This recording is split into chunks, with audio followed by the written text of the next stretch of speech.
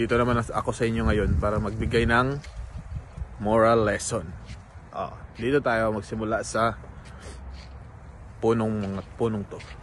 Ayan.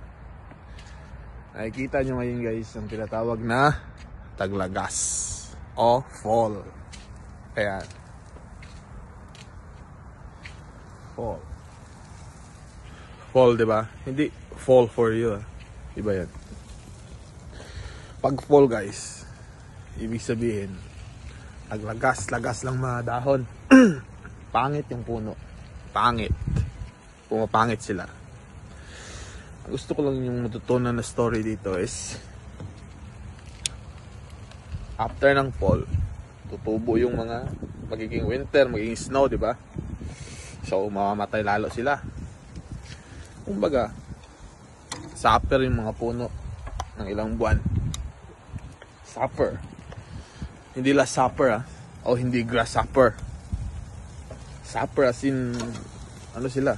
Struggle. Puta yun, lalong lumala. I mean, wala. Ang dahon, pangit.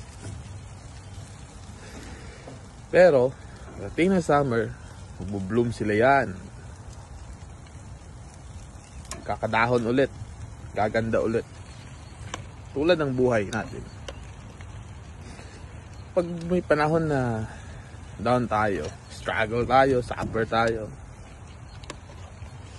nahanda lang tayo ng Panginoon sa bagong pagsibol.